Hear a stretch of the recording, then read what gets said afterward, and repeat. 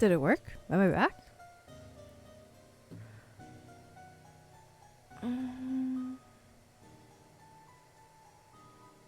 Is it back? Is stream back? That was like the worst time for it to...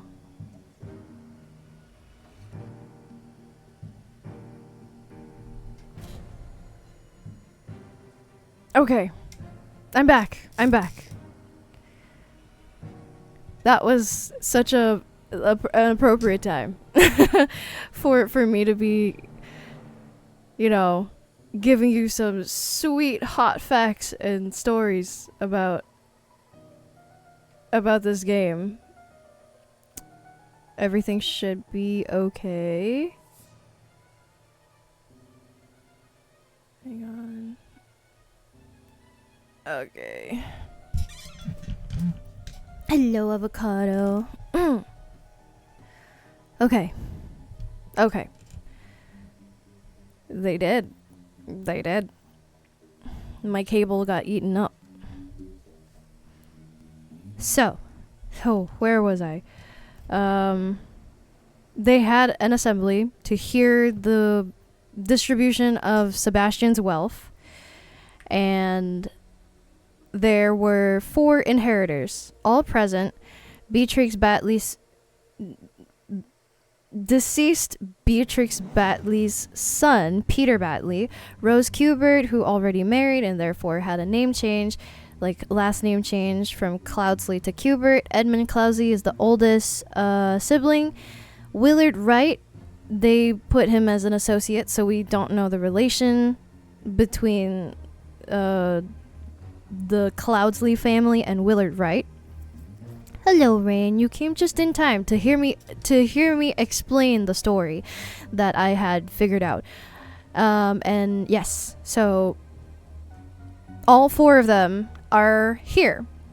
And this guy's name is Nicholas Maker. I don't want to go through how I got there. If you want to see how all these things got connected, just watch the previous streams, or you could play it for yourself. But this guy's name is Nicholas Maker. He has a ruby ring as well. But when you play through the game, you also don't really give it too much thought. You're just like, oh, it's just a probably like businessman equivalent. Like, he's not the richest guy, but he's also not the poorest, and therefore he can afford some jewelry. So he has a ring. This lady is like super filthy wealthy. Like, she's got four pounds. She's got bajillion rings. She's got like a fancy fan. She's got all these like fancy schmancy stuff, and each of them get their inheritance. Rose, the oldest daughter, gets the house, Sebastian's house, to turn into like a little memorial place for him and all of his accomplishments. The oldest son, Edmund, the brother, is given a bequeathed to you notes. Yeah, is given notes and research. So everything else is not super important. Batley, the son, so his Sebastian's nephew, is given just inspiring words, a book that has a collection of inspiring words and phrases to look at when you feel down and you just need some inspiration. So he gets very offended and he tries to stop Willard. He stops Willard from leaving because he's probably like, you don't deserve the idol, because it seems visibly more valuable than whatever he's given. It's just a book. So he gets very upset, and therefore there's this like whole kerfuffle, and he tore it up, he ripped it, he tried to burn it, I guess, and then he threw this book that he inherited.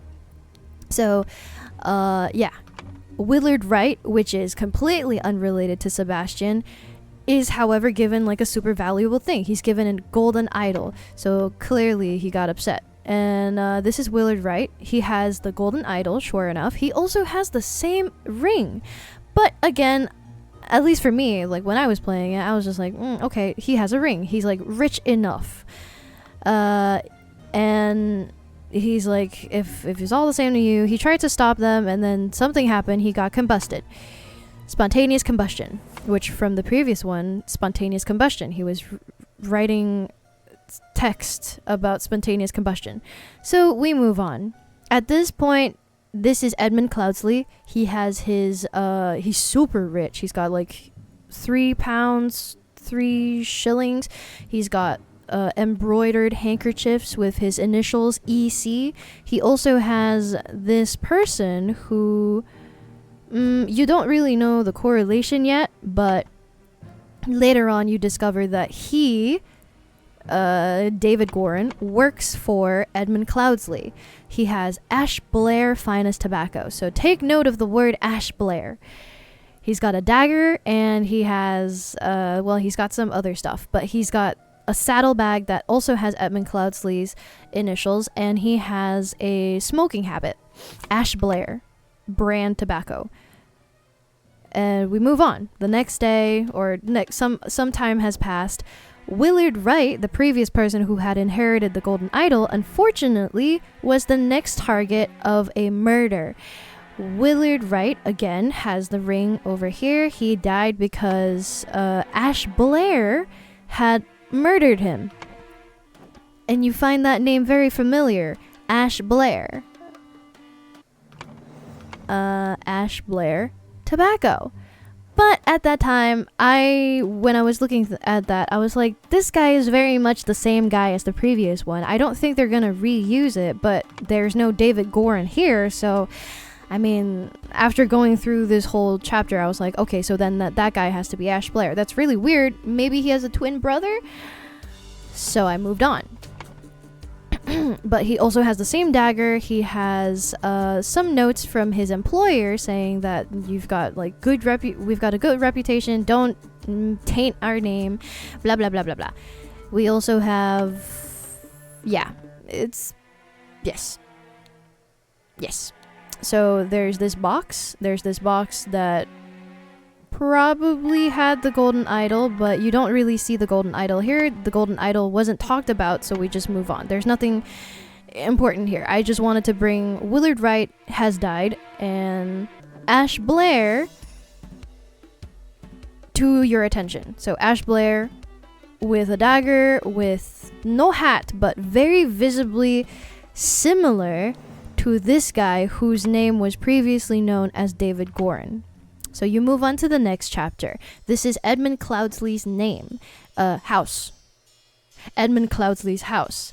After Willard Wright died, all of a sudden, Edmund Cloudsley owns this idol. But I was just like, oh, cool, he has the idol. I didn't also make the connection. I was just like, each chapter is connected because they're reusing characters, but then I was like, I can just figure it out, from the chapter itself. I don't have to look back in previous things. So you find out who everyone is. David Gorin works for Edmund Cloudsley. This is when you start to figure out that David Gorin is employed by Edmund Cloudsley. From this note, he says, Mrs. Smith, these are all the people that work under him. Mrs. Smith, Mr. Walker, Mr. Baker, Nota Ben, which, take note, David Gorin's job requires that he may arrive or leave during the night. No complaining about this. Edmund Cloudsley. So David Gorin, since he's mentioned here, and his job, it's to be assumed that he also is employed by Edmund Cloudsley. This is David Gorin's room. Sure enough, he also has Ash Blair Tobacco, the same thing, and that's probably, everything hindsight 2020. So I'm trying not to explain it in a way that from what I already know, going through the whole thing. So I'm just gonna say Ash Blair Tobacco. He has dagger, so it's the same thing that carries over, and there's this lady who actually attempted murder on Edmund Cloudsley. However, it was unsuccessful. She had a note that said this. It's just like a regular note, nothing too crazy.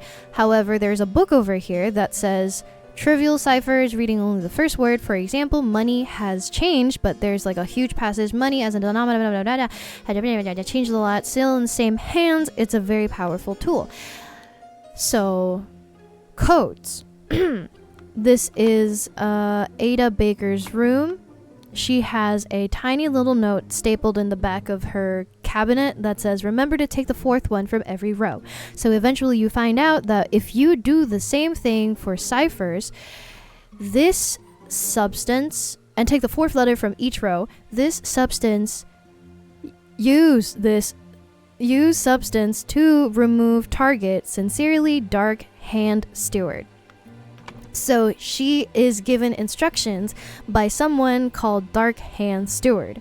Dark Hand Steward wanted Edmund Cloudsley dead, thus Ada Baker poisoned the tonic and hid the necessary key in a bag. So that's just the case for this level. She was the culprit that tried to poison Edmund, but because there was another guest, which was Rose Kubert, the previous, like the daughter, the relative. She's got the same fan, she's got the same ruby, she's got her money. She also took a very similar drink, or the exact same drink, and mistakenly was served first and therefore got poisoned, and then she died. She took a drink, she took a sip, and then she died. So then, yes. You also have like other side characters. This lady's name is Mary Richards. This person is Peter Batley, which is the nephew that is pretty much useless. He kind of just has a gambling habit, so he keeps losing his money. He's not very good at gambling, and also very, very irresponsible with his money. And now he's like, oh my god, you did something, blah blah blah blah blah. And Lothar Richards is Mary Richards' father. Okay. We also have other characters like Lil Pip, but he's not important. So we move on to the next thing. The next thing that happened was that Edmund Cloudsley wanted a dead body for experiments and experimenting with the golden idol. He has this book on him that says like all these things. There's how to program the golden idol. He has this thing. You can change the symbols so that it does different stuff, and then you eventually figure out that this means increase, this means with a decrease, and then gold, air, matter, heat. There is, however, this last symbol in the book that you don't know, but just from reading the whole thing and then getting clues from this you can kind of imagine what it is. You can maybe get a guess. Maybe it's increasing time, increasing like, I don't know, germs, but my first thought was time, increasing time so that you're speeding up the decaying process of a thing. But we don't know. It's never confirmed here. And then you just figure out whatever happened to this like scenario, why this vase exploded. He increased the air in the vase, therefore increasing the pressure. The pressure was too much and therefore caused an explosion, killing these two people who were robbers. They're robbers employed by this guy who goes by the name of Walter Keane. Walter Keane, after inspecting him, you find that he also has a ruby ring. It's the very same ruby ring, same shape, same ruby, same gem. But again, I didn't give too much thought about it. I just moved on. He has a ruby ring though. At this point, nobody else has ruby rings. The only person that has a ruby ring in this chapter is Walter Keane. Edmund Cloudsley has his book with the initials EC, so everything, even his nightgown has EC, so he's just like really rich, you know. He can just emboss his name on everything. This is also the same hand servant, like one of his servants from the previous chapter, and she has a piece of news that talks about Walter Keane, who is a gentleman robber who kind of like flirts with ladies and steals people, like hold them at gunpoint to steal their stuff while they're on the road. So that's all you know about Walter Keane. This is David Gorin, so his name from here on out is named David Gorin. But again, I was like, oh, it's just an outlier. That one time it was just a random guy who happens to look like Ash Blair, and therefore maybe it's just nothing important. So we move past it. But David Gorin here, he's unconscious. He has no dagger, but he has, you know, you can see his face. He's very much the same guy. And then you move on. After this, just before, after you solve this thing, you get this little cutscene that says, Sir Coroner, bandits accidentally set off my master's laboratory chemical ingredients. What happened afterwards? Managed to fend the rest of them off. My master, Lord Edmund Cloudsley, got caught in the blast, which severely disfigured him, and soon afterwards he died. Bless his soul. I thought that this was really strange, because I was like, he hid in the treasure chest. There's no way he could have died. But I was like, okay, maybe he did die. Something happened. Like, people found him. The Walter Keane found him in the treasure chest after like 2 of his friends died, and then he just went in. And then he shot him, and he pew-pewed him in the face, and that's how it happened. But I was like, he's also telling lies. There was nothing chemical about it. It's an idol, so it's like magic. But whatever, it's okay. I pass. We move on. The next chapter is about a initiation, so it starts getting a little like culty and very mysterious. There's talks about brotherhood and secret societies, which I'm sure a lot of you Bobs are familiar with. But this is where we find out, maybe you have seen this mask before from the very beginning over here. The very same mask and also the very same coat. After doing some mystery solving, you find out that these 3 masks correspond to 3 different factions, and then the different gowns they have relate to the ranks of the respective person. So there's 3 ranks. There's initiate, there's steward, and master, increasing in ranking. So initiate is the first, steward is the second, and master is the final one. Proud Beast, Water Snake, Dark Hand, those are just houses, so nothing too much. You figure out that on this day of the initiation, or this challenging ritual, Walter Keane was challenged to a dispute ritual by Jeffrey Sinclair. He, along with David Gorin, ambushed Dark Hand Initiate. So just a random innocent guy, unfortunately, got ambushed. David Gorin, posing as the Dark Hand Initiate, stole his clothes, signaled to Walter Keane with a tankard which cup had no poison, therefore saving him and, like, you know, ultimately deciding Jeffrey's fate.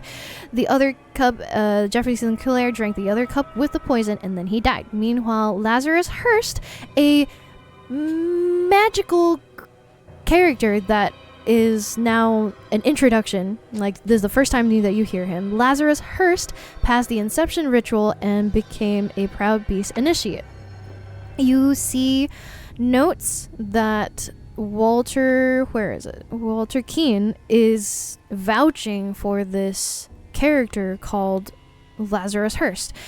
So he talks about his situation about robbing someone, but then he's trying to recover right now. Finally bested my pursuers with the help of Lazarus Hearst, a young resourceful gentleman who I met in a remote manor one dark winter night. And then blah blah blah blah blah, finally recovered. I suggest Lazarus will be a fine addition to the order. I vouch for him and will invite him to undergo the appropriate trial. So would you call that Walter Keane as his benefactor? He vouches for him. So because of that, Lazarus Hearst is introduced to the Brotherhood, and because it is proven that Walter Keane survived the ritual, he can be trusted.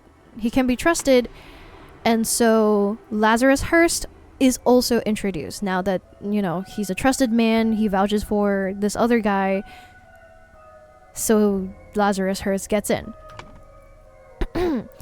Oh no. Okay. Also, in the previous chapter over here, there was the news about Walter Keane always appears wearing impeccable suits and the new hat in the latest city style. So you see on his person, in his bag, he always carries around sort of like a magazine of sorts. You can just imagine like an old-timey magazine. He just has pictures of hats, of what is the latest hat in style. So he just has pictures of hats. And then you move on to the next chapter. They leave his belongings with the kidnapped guy. He also has a new collection of hats that he looks at. This is to be assumed, and this is his bag. David Gorin was helping him. He has the Ash Blair tobacco. He has his dagger. He has his gun, and he also had a note. Grab rope and weapon. So that's why he has the rope, and then he has a weapon. But he has the same coat that he always wears. He has the Ash Blair tobacco that he always takes with him, and he has his dagger. So this bag belongs to David Gorin. So you move on because you solve the puzzle. They were working together. It was a stage, like it was predetermined because they had an inside guy to help him survive the trial. And then you don't know who these guys are, but judging from their mask and judging from their coat, you know that guy is an initiate, that guy is a master. You don't know who they are, and it's not important yet. So you move on. So I moved on. Later, some time has passed. This is Lazarus Hearst once again, and he has gone through a trial of sorts. The rebirth, yeah. So whoever claims to be the Griffin Reborn must perform a miracle. The miracle that he chose was the miracle of flight. And you find that how he did it was that he put the golden statue in here, and he put one of the like sigils to make increase air, which blows air downwards, and therefore he can fly. But then there's this little note over here that he has. Aim at the sky, blah blah blah, and hold on. Is a main challenge ensuring my balance and holding on to the idol. So he had to prepare, and therefore he has special shoes. But you see in the ritual that whoever claims to be a Griffin Reborn performs a miracle, and then if someone can repeat the miracle, the person who claims is a Griffin Reborn dies because he's not special. If no one can repeat it, then the claimant is crowned Griffin Reborn. So someone over here tried to replicate whatever he did as a miracle.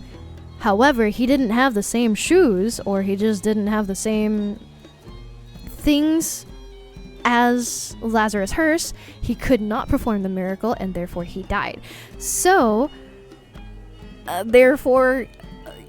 resulting in Lazarus Hearst being crowned as the Griffin Reborn. If he had been successful, then he would have died. But anyways, I'm also trying not to like reveal stuff that I already know. But anyways, this is Walter Keane. You find out that he's Walter Keane. Sure enough, he also has the same hats. He has a ruby ring, and now you check that everybody has a ruby ring. But at this point, I was also still not really thinking too much of it. So everybody here in this brotherhood has a ring. Everybody in the brotherhood has a ring.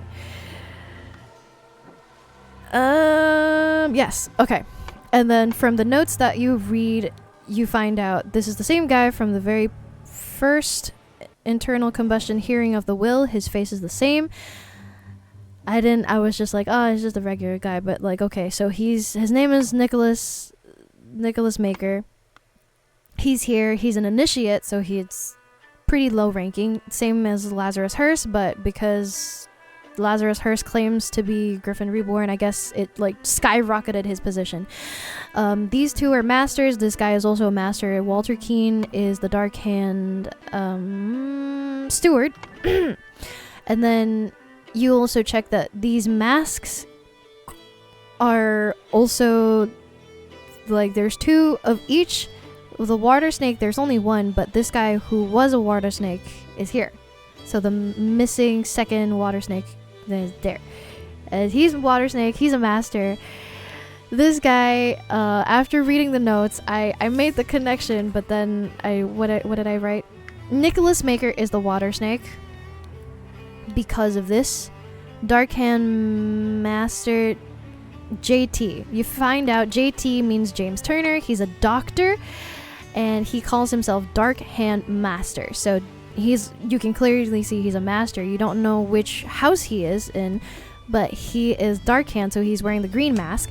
Then the remaining green mask goes to Walter Keane because you already saw from the previous chapter that he was a Dark Hand. This guy is Water Snake, and there's only... Hold on. Yes, okay. So he also has two notes. The guy who died has two notes. One of them is a doctor, so this one is from James Turner. This other person is Water Snake Master, blah, blah, blah, blah, blah, blah, blah, Proud Beast Master. There's only one other master that is unaccounted for, and it's this guy. His name is Alistair Coe. So you find out that Alistair Coe is a Dark Beast Master, a Proud Beast Master. It's the red mask. Yeah. Where did the rest? Nicholas Maker. Okay. You also find out that Lazarus Hearst in the previous chapter, he is currently going through the process of initiation. So whoever this is, the Dark Hand steward, is going to emboss him with the ranking that he is and the ranking that he starts out with, which is initiate, and also the sigil of the house that he's going to go in. And you see here, Proud Beast is the lion. So he is a Proud Beast initiate, which is the purple coat and the red mask. So over here, also you find that this guy is holding two rings. So that means it's to be assumed that every person who joins the Brotherhood will get this ring. So the ring signifies that you are in the Brotherhood. But he's not holding it right now because this guy's holding it. Yeah, okay. So going back here, because he is the Proud Beast initiate, the last remaining one, these two go here, that one goes here, this one goes here. Water Snake already has his own. So the only remaining one that they do have... Oh, wait. Oh, sorry. Proud Beast goes here. The last one that we haven't matched up with is the Water Snake, which makes Nicholas Maker a Water Snake initiate. It's not important in this chapter, but after, coming back to it, this is what I figured out. So you move on. Now you find that this is James Turner's house, and yet another murder has occurred. Man, I think like 1 year or so has passed, like some time has passed, and now the Brotherhood is also part of the New Order party. Lazarus Hearst, because Lazarus Hearst is the leader of the New Order party. Blah, blah, blah, blah, blah. Loyalist leader Blanchard, moderate leader Valentine will become the new prime minister, leaving Lazarus Hearst and his party in the opposition. So they're saying that these two, if they work together, New Order party, despite having the most votes currently, will eventually just be gone in the dust, behind in the dust. I can't find my words anymore. It will be just long gone in the dust. These two will go straight past ahead because the two votes in total would amount to 61 votes versus 36. So it's like a unanimous, like big majority, yes, okay. Someone died. It is one of the leaders of the election. So whoever, what's his name?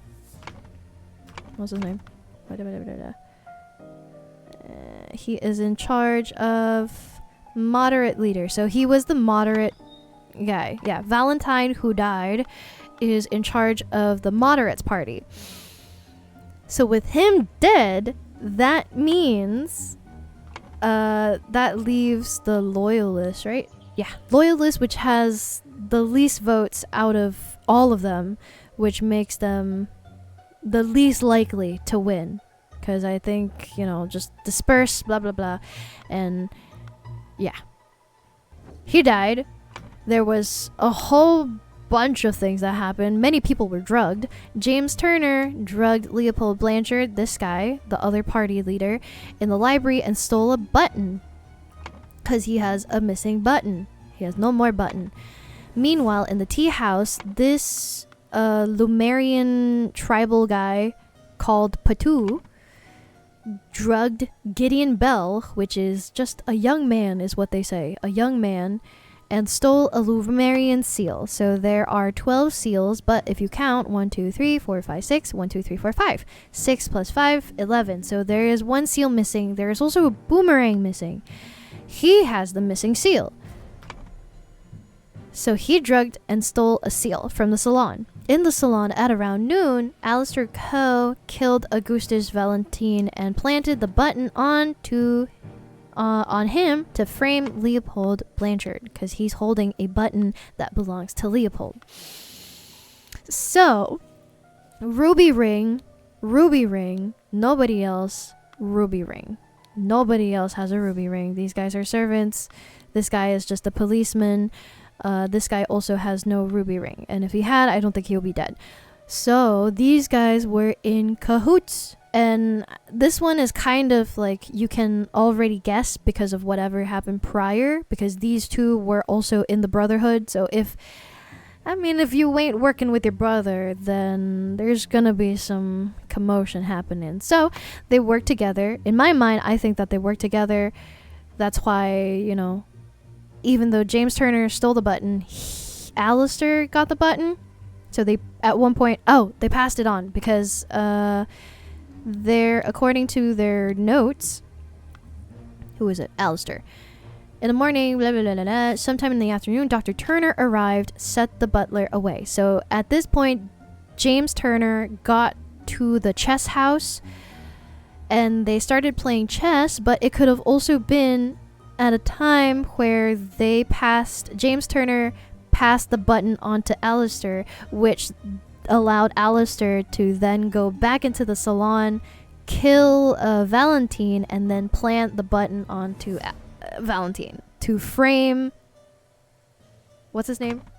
Leopold. Okay. Yes. Then, after this whole thing happens, as you would have guessed, because Valentine died, the loyalists were very far back, and Lazarus was already in the lead with a new order party. Nope. They are now in power. This is the new ruling, election party, government, new party. And everybody has to follow their rules. He has... Yes. Oh, did I mention... I'm sorry, this is going to be so messy. He has this notes. This book is also labeled EC, but I was like, he could have just stolen it. I also didn't give too much thought about it. But yes, EC. Moving on. Now you see this new order party having the power and how they rule over people. So it's you got social credit. If you have excessive emotions, if you cry too much, you will be punished. You will be punished severely. Out of all the 4 virtues, this virtue is the worst one to act upon. -7 versus everything else. The 4th virtue, truth, beauty, diligence, moderation. You find that there are several people that are currently being investigated. So you have Fanger Quinn, you've never heard this before. Walter Keane, you have heard this name before. Lothar Richards, you also have heard this before. It's Mary Richards' father. Revealed the whereabouts of his hiding fugitive dissident daughter Mary and her husband Peter Batley.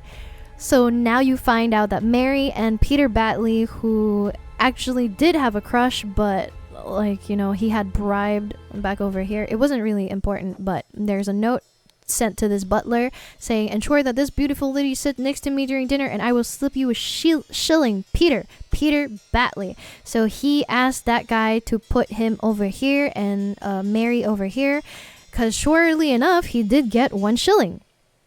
But that's besides the point. Peter Batley likes Mary. So then now you find out that whatever he did, it worked. Mary ended up marrying Peter.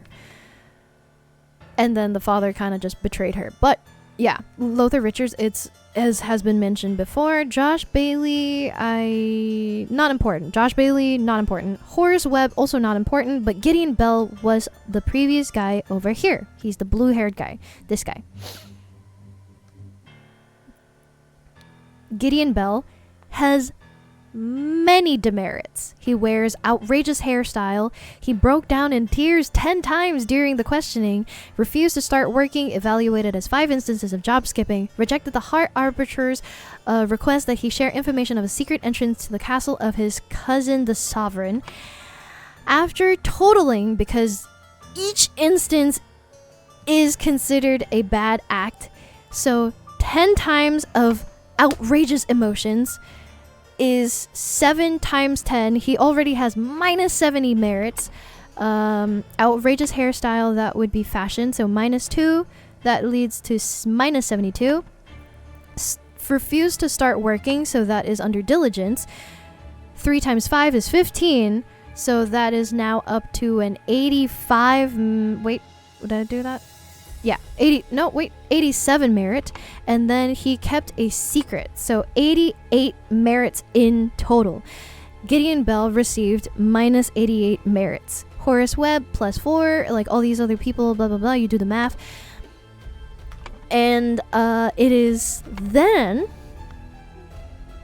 you see that this is Lazarus Hearst. He's holding the golden idol. He has this thing. You remember that this means increase, this means matter, and then this means question mark, but you think that this means either time or age or years, whatever it is, and then this is where it comes to light.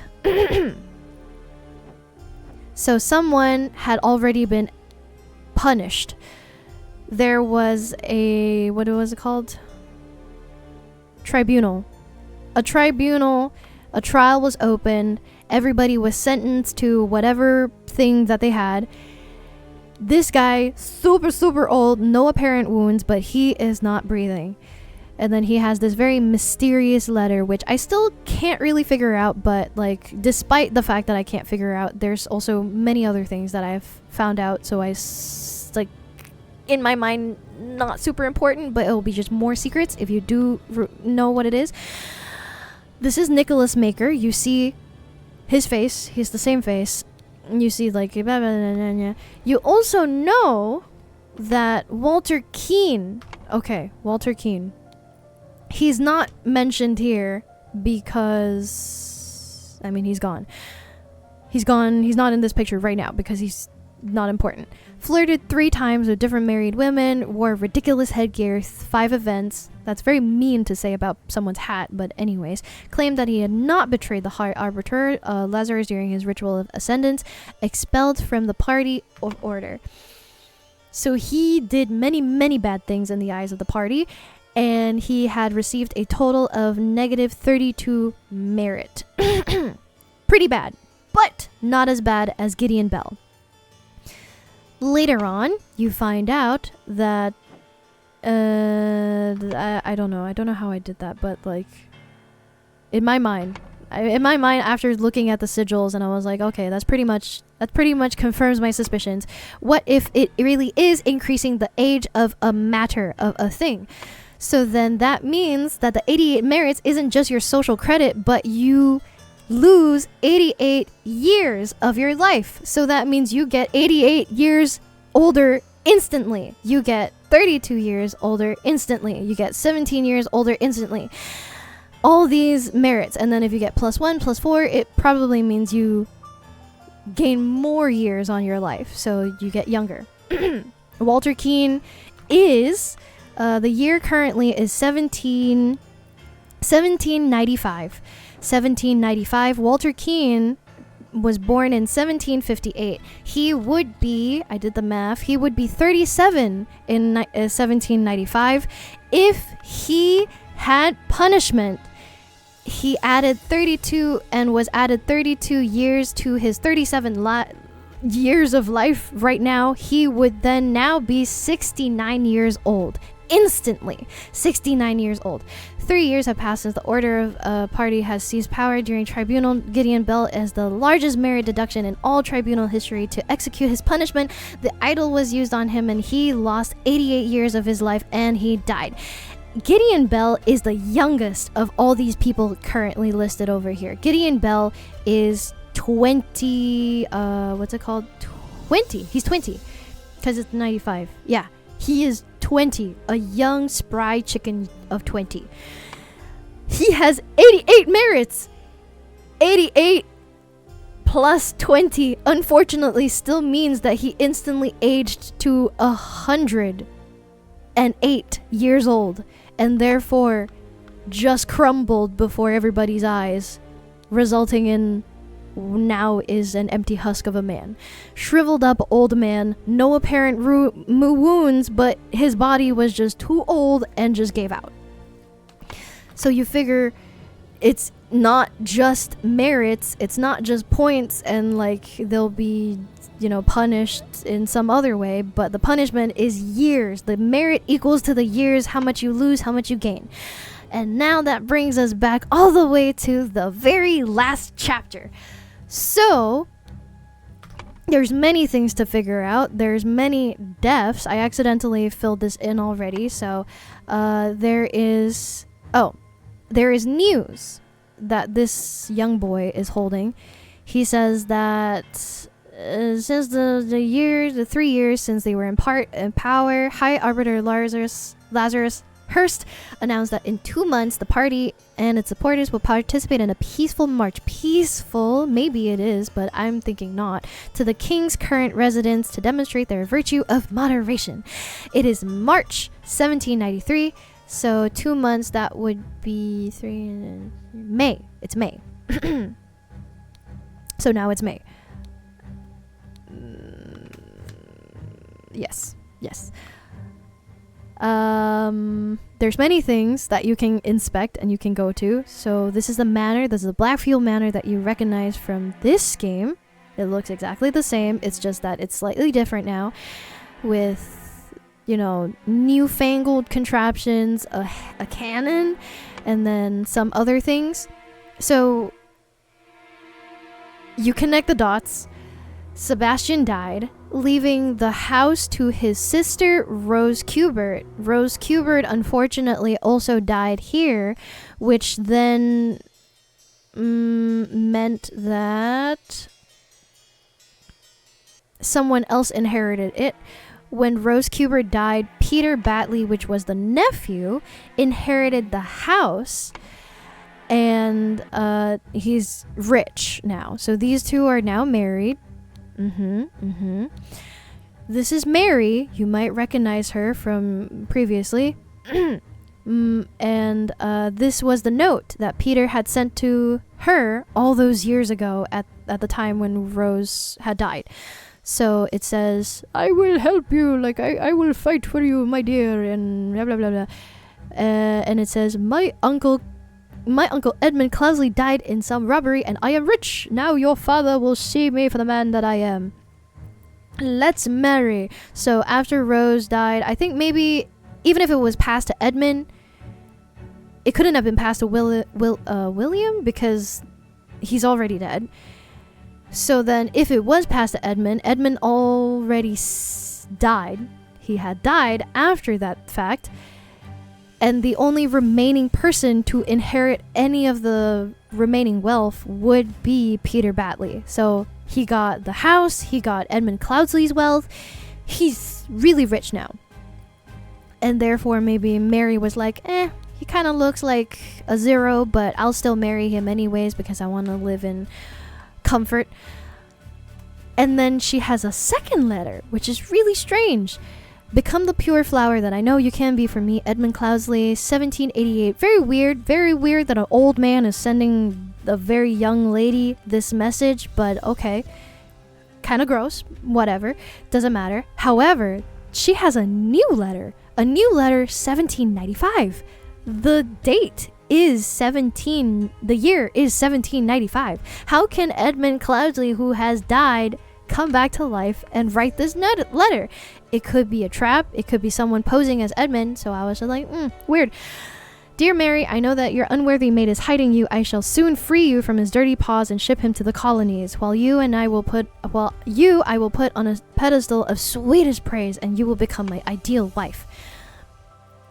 You do some digging around. Early in the morning, Lazarus Hearst went to the Blackfield Manor to kidnap Mary Batley because they were already married long before that with Peter Batley, so then they would be living in the same house because Lazarus Hearst wanted to have the ideal wife. However, early in the morning, okay. I need to breathe. I move on. Because then that means I have to go through everything else here. So you figure out that part of the story. You also have this horse that's running in the background. He has a seal and he has a note that says, I have some small to our late brother Sebastian. I will meet at the camp for our 10 o'clock strategy meeting. Lazarus. So you don't know who it is, but there is a seal, a very distinct seal. You go back and you notice that James Turner has the same seal. So it is to be assumed that this horse belongs to James. But James is missing. Where is James? You see dead body no longer here. Dead body dead. This is Alistair Coe. Alistair Coe is holding a very disfigured golden statue with no more gem, but it has increase matter age. So why is he trying to increase matter age? He's trying to figure out how this thing works, and he can't get it to work. I'm thinking is because there's no gem. He obviously doesn't see that, but it doesn't matter. That's not the case. Whatever it is, you find out that these two, Justin and Alistair, went together because this is Nicholas Maker. He says, Comrade Lazarus has not yet returned for several hours. Alistair and James have gone to find him. So those two guys went together. If they do not return, we'll organize more search parties to find the lost. So they went together. And why and how did I find that? Here. Where do I go? It's also confirmed over here where there's this lady that lives very, very close to where their camp is. She takes notes. She says, like, a newfangled insurrectionist carriage passes by at 8 in the morning, and then half an hour later, an individual, so also one other person in insurrectionist uniform, passes by on a new two-wheel contraption. So there's two different carriages. This is a carriage, and then there's this. Is it this one? Yes, there's a two-wheeled contraption. So then the last thing that she says in her book is two individuals at insurrectionist uniforms pass on horses. 10:15.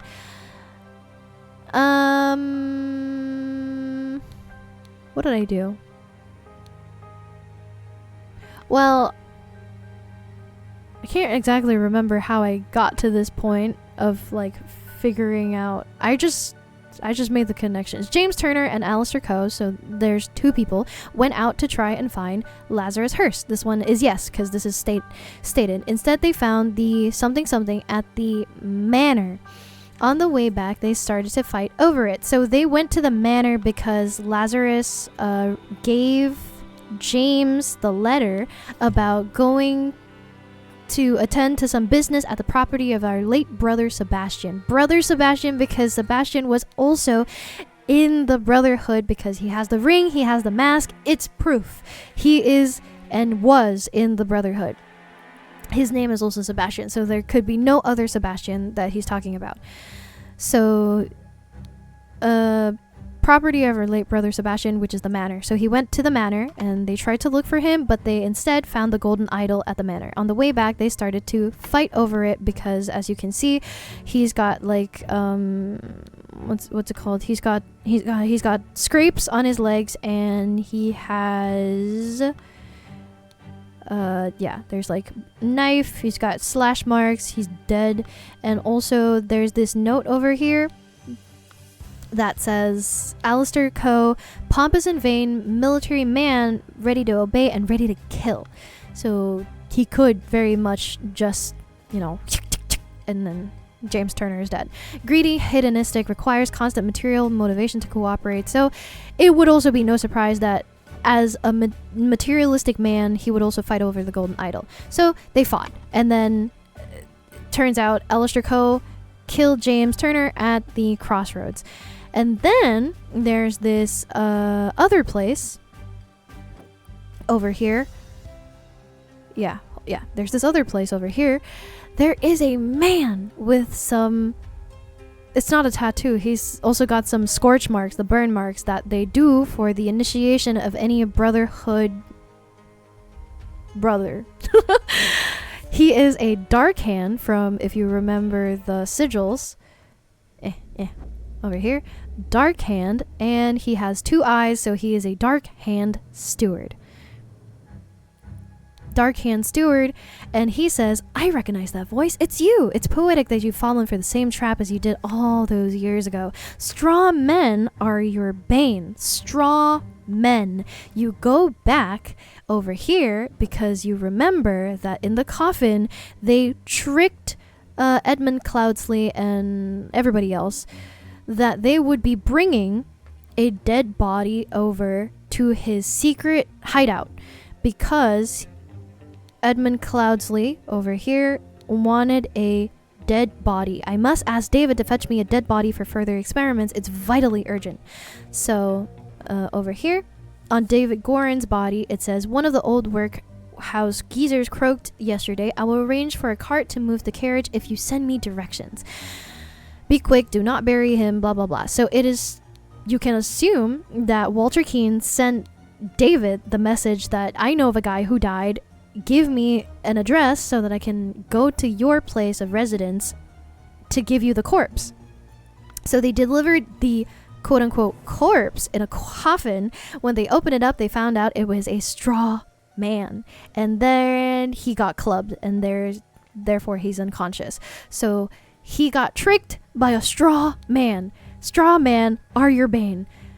It's poetic that you've fallen for the same thing twice. The person who did fall for the same thing twice is David Goran. So even though there's a straw man over here. So even though he's masked, he also has, he's David Goran.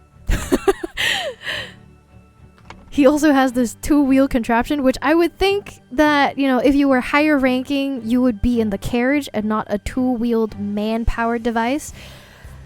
But kind of shallow assumption, not really much to go on, just on it looks more expensive and therefore the carriage should be for someone that's of higher rank. But it might turn out to be true, so you think that it's David Goran at the cabin. Walter Keane. Oh, sorry. Oops. But you wonder why he's an old man.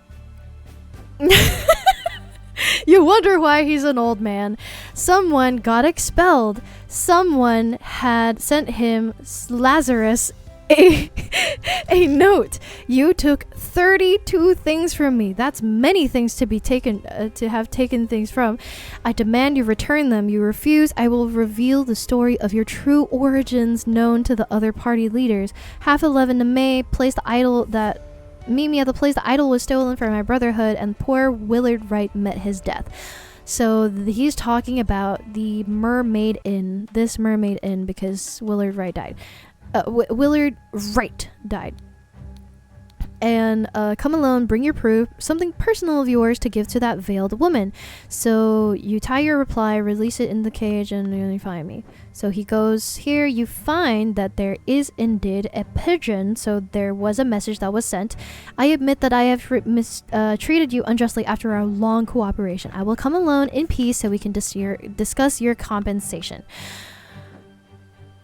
So you go to the inn because it's really weird why he would be here, why the letter is there and why the pigeon is there when he said go to the inn. You go to the inn. There is this lady who is Mrs. Baker over here. Ada Baker. No, wait. Ada Baker, yes. She is not in the Brotherhood, but she is an associate of the Brotherhood. And she has a handkerchief that she never had before, and it also says EC. Very clearly the same one that Edmund Cloudsley had been holding this entire time here, in this other place when they witnessed the murder. He has EC as well. I don't know if he has it over here. I think he doesn't have it anymore, but it's the very same cursive EC.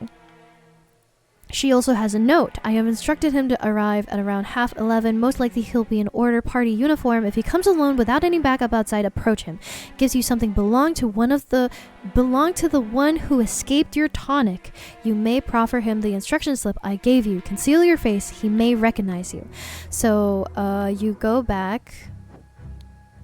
Conceal your face. Veiled woman. Tie your reply to the pigeon. Personal of yours, and it says if they give you a personal item, something that belonged to the one who escaped your tonic. The person who escaped death and that was actually supposed to die was Edmund Cloudsley. Dark Hand Steward wanted Edmund Cloudsley dead. Thus, Ada Baker poisoned the tonic and hid the necessary key in a bag. At the dinner party, Rose Cubert ingested the poison instead and died. So Edmund Cloudsley, if everything had gone according to plan, should have died here. He escaped death. And therefore, she has a artifact from Edmund Cloudsley. She also has a dagger, but she owns a dagger, I think.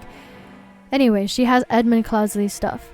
So, since she has Edmund Cloudsley's stuff, it is assumed that she already passed him the instructions to go where. So then, this thing. You will find me in the place where we two first met. There we can talk. You don't know who, but okay, I'm skipping over a lot of things, but I already kind of spoiled it where where they were exacting the punishment, it's in fact years and not whatever. But when you're solving this, you're all, at least for me, I was like just focusing on the guy who died. So Gideon Baker is the one who died. Everybody, has punishment, but like since Walter Keane isn't here, it's like maybe he did it, maybe he didn't, maybe he just got expelled and like they don't care about him anymore. But it would make sense why he's a really old man now, because he is 69 years old, despite the fact that it's only 37 years since the day he was born. And this is still 1795, so he would be 37. However, there's no young man who is a Dark Hand Steward. And now that you see Dark Hand Steward, that means all along, I don't know why, but he wanted to kill Edmund. Okay, fine. You can kind of get, maybe he wanted to kill Edmund Cloudsley here because, well, Edmund Cloudsley isn't in the society yet. He wanted to kill that guy because Edmund Cloudsley employed David Gorin to kill one of his brothers, William Wright. And therefore, take revenge and retrieve what is rightfully theirs. Yes. So they haven't met, they don't know. It is also not mentioned, but Dark Hand Steward ordered Ada Baker, or instructed Ada Baker, on how to kill Edmund Cloudsley. Dark Hand Steward, possibly Walter Keane. Walter Keane wanted Edmund Cloudsley dead. Ada Baker executed the thing, but it was not successful. The first time that they officially met and they knew that they were each other, not hiding, not using secret names, it would be this time. Edmund Cloudsley. Oh wait, I revealed some stuff. Anyways, you.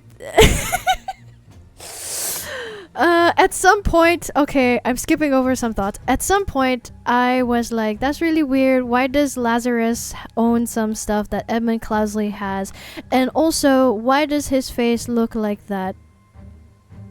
That sounds really mean. But if you look at Edmund Cloudsley's face, square-shaped face, pointed triangular nose, and like very angular chin. And then all of a sudden, you get to the initiation. There is a man who also, okay, hold on, he has blue eyes. Okay, you can't see his eyes here. He's got very tiny eyes. He also has very tiny eyes here. Here. This is the only place that you can see his eyes. He's got angular chin, triangular nose, blue eyes. You can kind of see that little bit of blue. And then in the initiation, it's kind of hard to see, but he has a triangular nose, an angled face, very angular face. And he also has a bunch of things that used to belong to Edmund Cloudsley. He also has the golden idol. He has what else?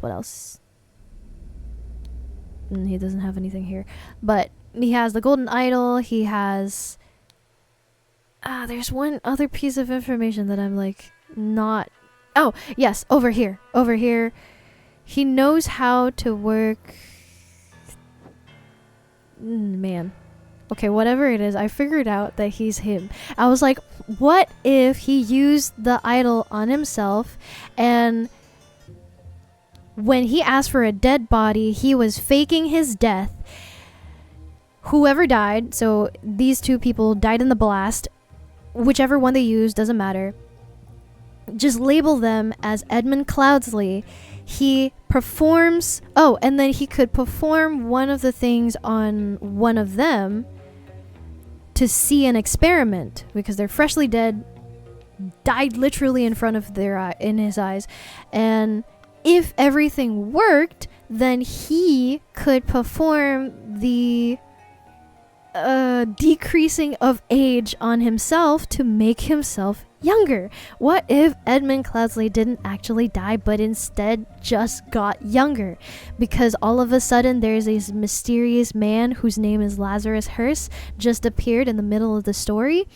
But then he owns things from Edmund Cloudsley. He also has the golden idol. He has like a bunch of other things. He knows how to work the golden idol.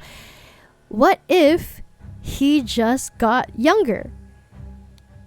So now you know Lazarus Hearst is Edmund Cloudsley, which also explains why Lazarus Hearst would be able to communicate to Mary, but Mary doesn't know who Lazarus Hearst is. It's not meaningful.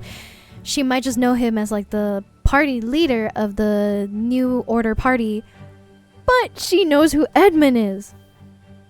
I know you're blah blah blah blah blah blah. I will save you. I want to marry you. Walter Keane killed Devagor, and what if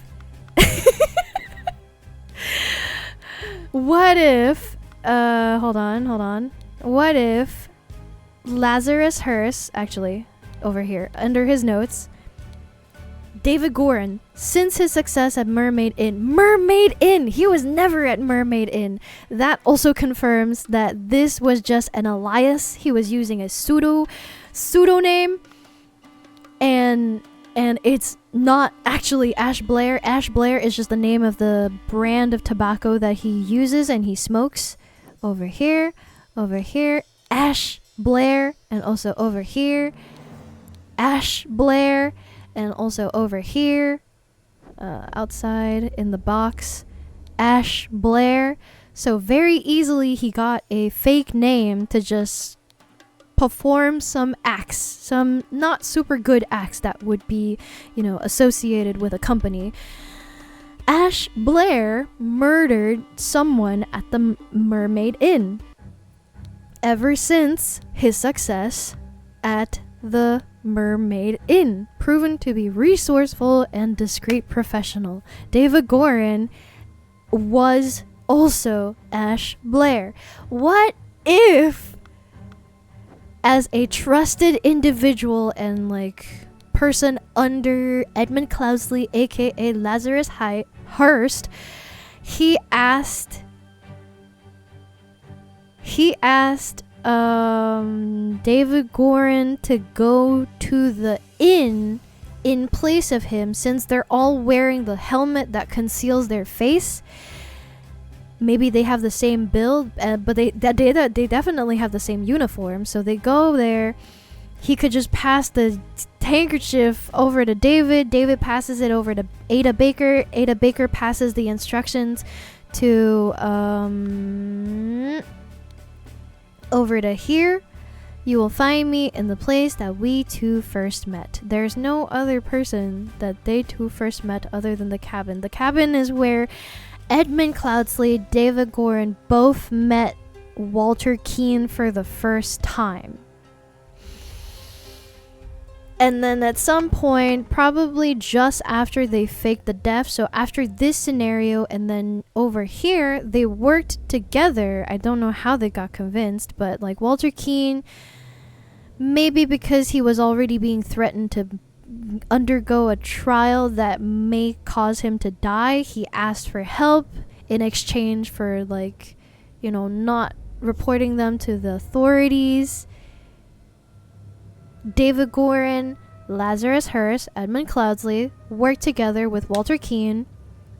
Walter Keane got the both of them into the Brotherhood. More importantly, Edmund Cloudsley, or Lazarus Hearst, into the society, so that he could have some higher power to him.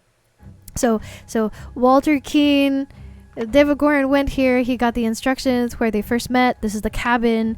He got tricked. Straw men are your bane. David Goren got clubbed. David Goren saw this guy thinking ugh. He tried to kill Walter Keane. He thought that this fancy schmancy hat was Walter Keane sitting inside the cabin waiting for him. It was unfortunately not. And after hearing the gunshot miss, because one of them was unloaded, I'm thinking of it now, as I'm talking to all of you. He unloaded one of the bullets. He shot through the window thinking that he would just straight up kill without having to talk, and therefore deal with this issue because someone is being blackmailed, because someone was blackmailing Lazarus to reveal true origins, your true origins known to other party leaders.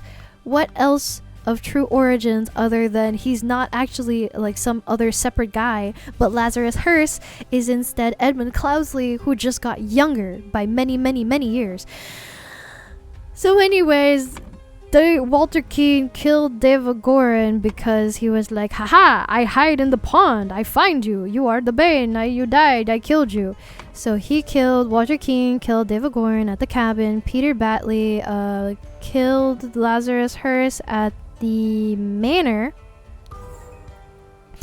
Lazarus Hearst went to the manor to kidnap Mary Batley because Peter Batley over here, I don't know how he killed them, but He's got horse racing slip. He's like, "Were I not then continue to feast, I will kill our enemies wherever we go." So I guess I thought he was a coward, but actually he's not. He's just like, whatever. So he killed Lazarus Hearst.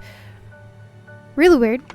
You can't even see any of the bodies, but like, you know, carriage. He went somewhere. He didn't return, so something went wrong. He died, and this thing also finished. In the afternoon, David Gorin went to the cabin to find Walter Keane, because Walter Keane had tried to blackmail Lazarus Hearst to get back his lost years. Kill. Yay! And thus kind of concludes the story and my whole wrap up of what happened throughout the entire story. It was really cool. It was really, really, really cool after like figuring out everything that happened. I was like, oh my god, revelation after revelation. I was like, I gotta share this in a stream, and I gotta like share these thoughts, even if no one else listens. I will listen to myself maybe, and I just wanted to explain it. It's really cool. So much detail is given, and yet I'm very certain they made it in such a way where like they expected people to not give too much thought to it after, and then only at the very end, hindsight 2020, if you look at everything, if you take just a teensy bit closer look to it, you don't even have to look very close, you will see ruby rings, you will see masks, you will see things that just like hint and connect to one another and just make the picture bigger and sharper and clearer, and it's just wow, it's crazy, insane, and interesting, and really, really cool. And I enjoyed finding out the whole story about it. It was really nice. So the scroll has been fulfilled. No hints access. I'm very proud of that. Before storming the king's castle out with the order party, Lazarus Hearst led his men to Sebastian Cloudsley's old manor in order to kidnap his long lost Mary Batley, Nee Richards, so previously known as Mary Richards, who was hiding there with her husband Peter Batley. Upon entering the manor, Lazarus and his troops were confronted by a drunk Peter and the cannon he had won while gambling. Peter blew up Lazarus, breaking the idol, and then fled the scene with Mary. Okay, so they never really revealed. Thank you for playing. They never really revealed that Lazarus was Edmund Cloudsley, but I'm pretty sure. I'm like 99.9999999% sure. Maybe even 100% sure. You know what? I'm gonna say 100% sure. I have confidence in my theory since it wasn't confirmed by the game. Hey, weren't you with the order party? Ah, no. I was never part of that ghastly organization. Oh, oui, I can take this gilded bracelet trinket for scrap metal.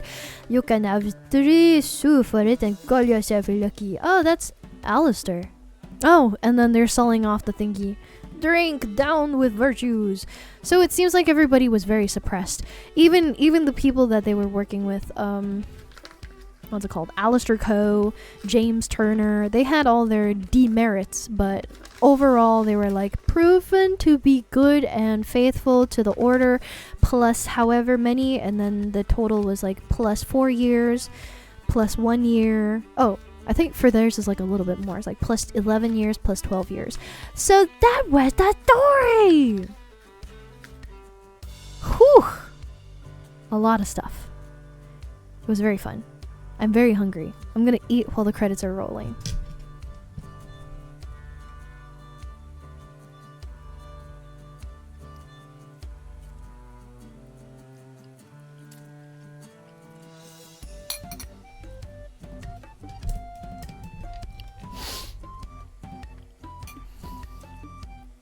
Man, my food is cold again.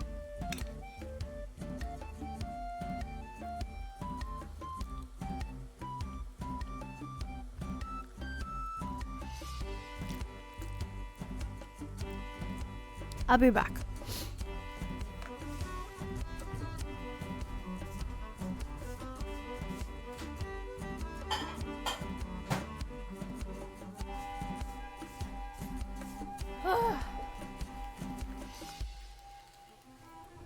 That was a really fun game. Epilogue. Grand vision of a better world. What's this? Ah! He looked the same! He's getting to look the same! Walter Keane? David Gorin? Oh, wait. Yo. Ho. There's more stuff. Oh, glad that I didn't like... Damn. Hold on. Previous chapter. Epilogue. What's this? Oh, we already... Yeah, we saw that. Epilogue. So... Maybe they're gonna ask me to do the same thing. Someone left the something to the something in his will, but then wait, epilogue. Prologue is before, epilogue is after. Then why is he still alive? Witness the power of the idol in my hands and swear loyalty to Lazarus Hearst. We will build the ideal society. Oh, okay. I think this is like slightly before the whole thing. Walter Keane looks... Oh, yeah. No. This is like... kind of... I think where they were faking his death, I would think. Maybe I would place it there. Brotherhood of Masks. Oh, no. That would not be true. One thing is worse than imbeciles with power. The rich and noble have a social club with mystical rituals and other hogwash that are so stupid they do not realize when there are some truly miraculous technology in their hands. However, they're influential and persistent and have already caused a great deal of harm to me and my goals. Walter Keane has told me more about their organization and practices. If he tells the truth and that they are truly devoted to their religious entity of Griffin Reborn, I could gain some powerful allies for my next move. Oh, okay, so this is before he entered the society.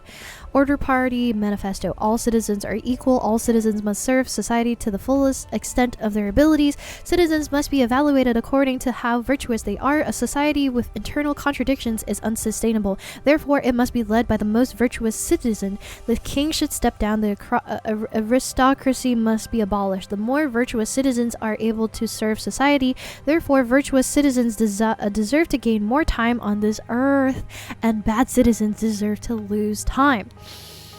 This is unbelievable. My poor Mary is joined in matrimony with the clown Peter Batley. She must have done it out of grief of my death. She has such a hasty decision goes against every principle of virtue. Therefore, I consider the marriage null and void. She will come to me once she learns I still live. But for now, my duties in service of humanity take precedence. That's really gross.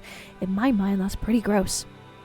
Society must be built on principles of virtue. Only thus it can become truly great. Look at the Lumerians. Thousands of years ago, they had an empire on the banks of the seven seas. Their ancient technology continues to baffle modern science. They became ignorant and decadent and forgot how to operate machines.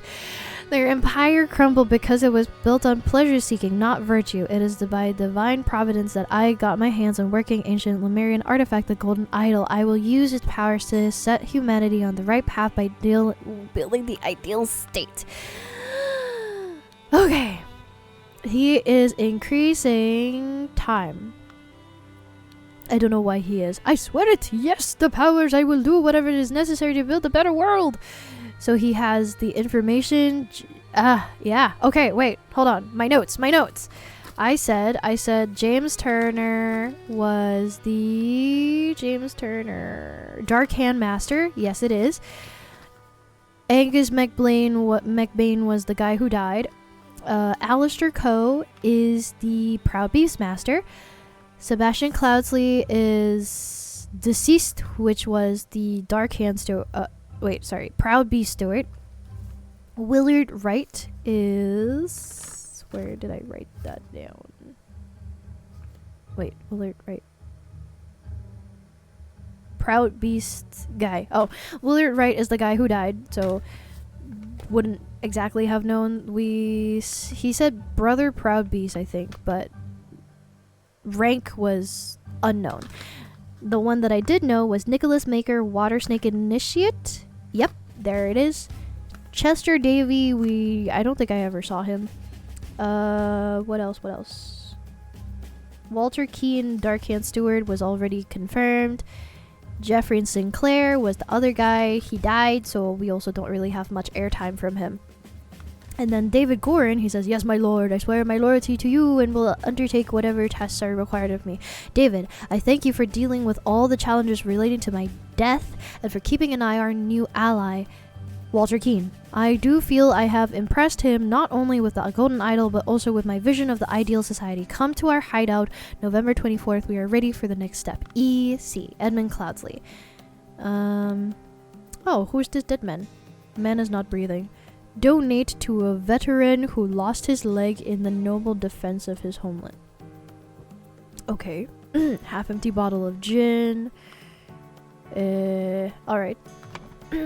So someone stole the something and then the what tasked Baba to punish and recover the Baba, but his attempts were ruthless. Idol.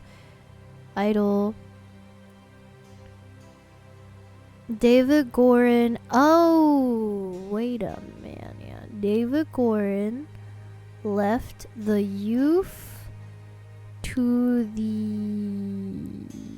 Well, okay, I'm gonna skip on that. During one attempt, something was captured and Hamad convinced him to join his side. I think Edmund Cloudsley, under the new identity of Lazarus Hearst. Then he claimed to be Griffin Reborn, transformed the Brotherhood into the Order Party, make himself young and infiltrated the Brotherhood, convinced him to join his side. Edmund Cloudsley used the idol, captured, and what convinced him to join? Oh. Edmund Cloudsley convinced him to join his side. Walter Keane. There we go. Brotherhood Masters, Angus Bangus. What? Alistair Coe,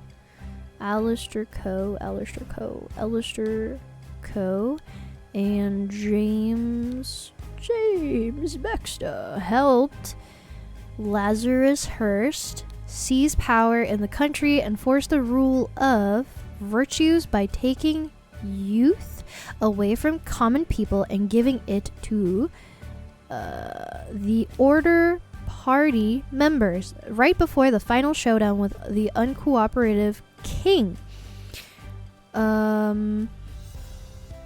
Mary Batley, Lazarus Hearst wanted to kidnap Mary Batley but was shot by Peter Batley, and the idol was broken. David Gorin left the idol to the... Willard Wright left the idol to the Brotherhood in his will, but then David Gorin, on Edmund Cloudsley's order, stole the idol, accidentally stabbed Willard Wright. Sebastian Cloudsley. Yes, in his will, but then Sebastian. Yes, that would make sense. Sebastian is the first guy who got it after his parents. What was his name? What did I say his name was? It doesn't matter. Albert, I think, was his name. Albert Cloudsley, the first guy in the tutorial. He had children. He passed it on to Sebastian Cloudsley. Sebastian Cloudsley died. He left the idol to the Brotherhood, which is William Wright. That's just why they put associate ? Like, they don't know the connection because this guy is just an outsider compared to the rest of his the rest of the people who were going to inherit stuff from him that were blood related. Willard Wright is not blood related whatsoever. However, Willard Wright also has the same ring as Sebastian Cloudsley. Nicholas Maker also had the same ring. All of those people were in the Brotherhood together. So he left the idol to the Brotherhood in his will. In the letter, there was like a piece of his will over here. There was a piece of his will that said, Willard, you will know what to do with it. I bequeath to you the golden idol of Xenopolis. So he knows. He knows what to do with it. The Brotherhood tasked, where's the guy? Walter Keane to punish Edmund punish Edmund Cloudsley. Oh, that scared me for a minute. Oh, wait. What? Okay. No. What? No. There we go.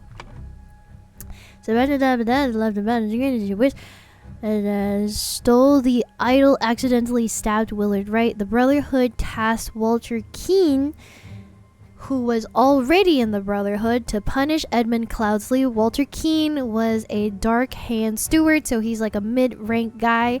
And if you go back to this one, then that would be, yes, he is Dark Hand Steward. He's the Dark Hand Steward that instructed Ada Baker to kill Edmund Cloudsley without him getting his hands dirty. But then after that, it went awry, and therefore, like, everything happened. Recover the idol, but his attempts were fruitless. There you go. And then the young boy as in Little Pip over there guy. That was good. That was really fun. Oh. And then this is oh, wait a minute. I got this? Oh, I thought I had to buy the I was prepared to buy the DLC. So apparently I do have the DLC. I do have the DLC. Oh. Oh, well, that's nice. I'm not gonna do it now, then.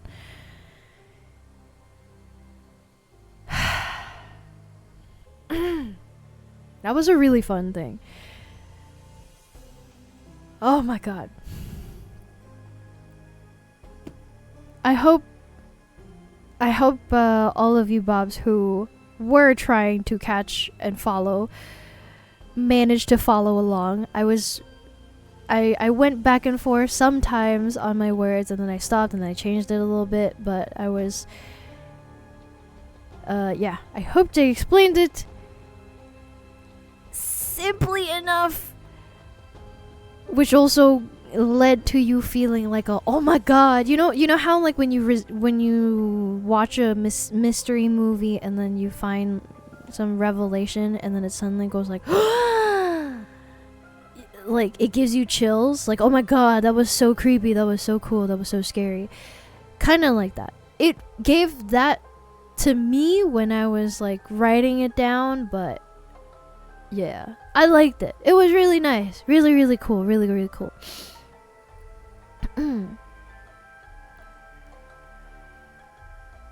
The sigh was so heavy.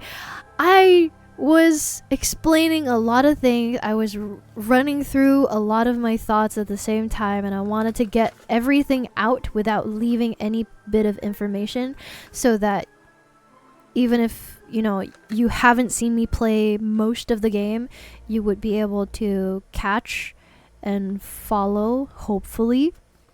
So, yeah. Really interesting story. Really cool. I want to not continue because I will then, not have enough time. And I'm going to be quite busy this week. Kind of. And also for the next few months, but not exactly. This particular week I do have to focus on other things though, because it's a shorter time period that I'm under pressure for. So I think after doing this, you will see maybe more of it, but since I stopped and finished like one whole story I can take my time into like when I want to continue the next one. Then it'll be like brand new. I think maybe it's connected, maybe it's not, but I'm thinking it's not. Maybe just a little bit, but they'll have like brand new characters. So you can expect to see more of the Case of the Golden Idol. I didn't know I had the DLC, but since I do, it's no worries, and that's like really nice for me, really good news for me. And yeah, you can see more of the gameplay, but I would probably want to stop here. Today will be a short stream, like a very short stream, and then you can use the remaining of your time to like, I don't know, watch the VOD again, and then listen to the story once again. If you felt that it was too fast to catch and follow, just listen to it again and again and again and again. Or maybe just listen to someone else talk about the story in like a more structured and formatted video, instead of me just impromptu just reading and saying stuff. But yeah, I think I'll stop here. Thank you, Bobs, for being here. I hope you enjoyed it just as much as I did, explaining it to all of you. It's nice. I liked this game. I liked the story that I just played through. Super interesting, super cool, super like damn, like oh damn. There's so many oh damn moments that I'm like, oh damn. So I look forward to playing more of it. I'll just probably take a break from this game because like well, who knows? I don't know. It was a workout, but I don't feel tired. Okay, I'll see you guys. Goodbye, everybody. Thank you for being here. Thank you so much for watching. Thank you so much for listening. And I see you guys next time. Thank you for being here. Thank you for listening. Goodbye. Goodbye, everybody. Goodbye. Goodbye, Aqua. Goodbye, Ring. Goodbye, Neutrino. Goodbye, Avocado. Goodbye. Did I miss anyone out? No. Goodbye to all the other Bobs who may or may not be able to message in chat. Oh, were you? Oh, AC as well. You were here. I was really focused. My bad for not going through your messages. I probably take some time after the stream to like just see what you guys were saying. So I hope you guys weren't misbehaving. I don't think you were. I trust a little bit. But hello to all the Bobs that did come, and then maybe you're no longer here. But thank you for coming. Thank you for being here. Thank you for listening. I'll see you guys. Goodbye, everybody. Goodbye, Bob. Stream ending. See you guys. Bye. Bye.